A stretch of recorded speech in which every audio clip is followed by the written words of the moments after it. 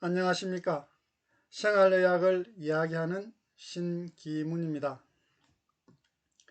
오늘은 미래의 질병, 즉 미래에 예상되는 전염병의 형태에 관해서 이야기 한번 해보도록 하겠습니다. 저는 건강과 질병, 삶의 질을 이야기하면서 외부 환경에 관하여 어디에 살 것인가, 어떻게 호흡할 것인가, 마스크가 건강과 삶의 질에 어떤 연관이 있는지 이야기했습니다. 사람은 자연 환경 속에서 생활하는 존재로서 수시로 바깥 외부 환경의 영향을 받고 있으며 외부 환경의 갑작스런 변화에 대한 인체 내부 기능이 환경 변화에 어떻게 적응하느냐, 적응하지 못하느냐에 따라서 질병이 발생하느냐 혹은 삶의 질이 어떻게 달라지느냐의 형태입니다. 환경에는 내부 환경과 외부 환경은 구분하는데 편의상 저는 지금까지 주로 외부 환경에 관해서만 이야기했습니다. 저는 질병을 이야기하면서 바람풍, 풍자에 관한 이야기를 했습니다. 바람풍자를 잘 보시면은 구명혈 안에 벌레충자가 들어가서 있습니다. 즉 다시 이야기하면 구멍에 벌레가 들어가서 자리를 잡으면 질병, 즉 병이 발생한다는 뜻입니다. 이때 바람은 우리가 공기의 이동을 느낄 수 있고 공기라는 대기, 즉 외부 환경을 표현했습니다. 우리가 사는 외부 환경의 변화는 질병과 밀접한 연관이 있으며 질병 또한 과거와 현재의 질병에도 많은 차이가 있을 수밖에 없습니다. 특히 과거의 전염병은 지금의 전염병과 조금 다른 양상을 띠게 되어 있습니다. 과거의 전염병은 외부 환경, 즉 대기 오염이 거의 없는 환경에서 먹고 숨쉬고 살면서 삶을 영위했으므로 입을 통하여 먹는 수인성 전염병, 즉 소화기계 전염병이 첫 번째 가장 큰 문제였을 것입니다. 그리고 지금 문명의 발달과 이동, 전쟁 등에 의한 생태계의 파괴, 교란, 이런 것에 의한 세균성 전염병, 즉 식중독 같은 전염병이 지금은 대기 오염의 문제, 공기로 전파되는 바이러스성 전염병 혹은 홍역, 수도 같은 바람을 타고 전염되는 피부병의 양상으로 변화되었다는 것을 볼 수 있습니다. 지금은 수두와 홍역 같은 피부병이 전염병 예방사업으로 거의 없지만 역사적으로 홍역과 수두의 전염병은 너무나 심각했던 것이었습니다.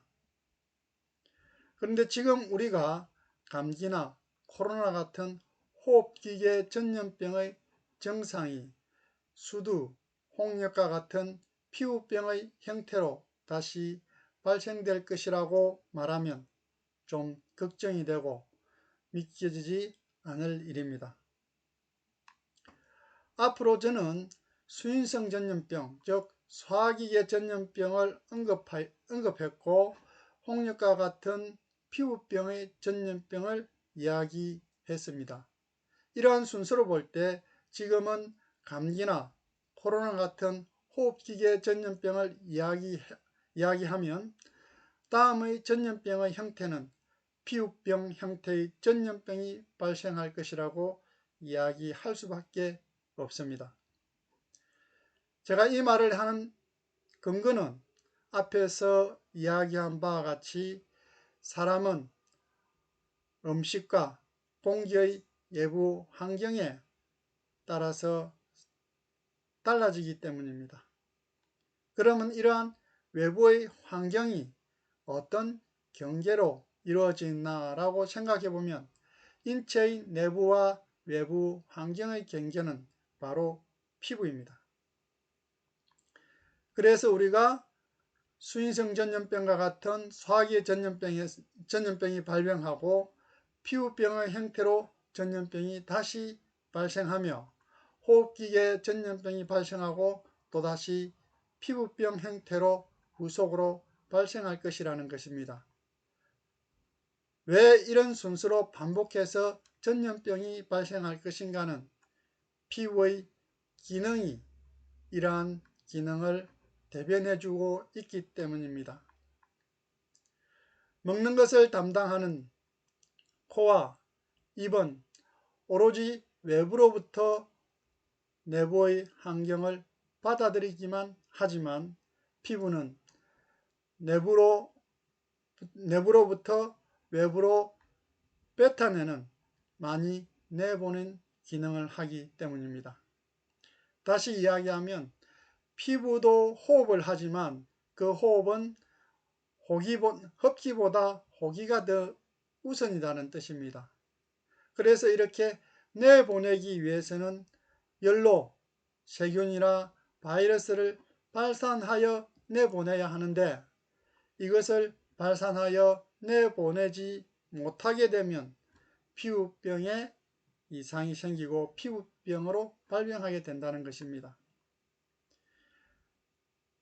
지금까지 전염병은 소화기계나 호흡기계 전염병 모두 다 열이 나고 그 열로 잘 다스려지면 해결이 되었다는 사실을 우리는 알 수 있습니다.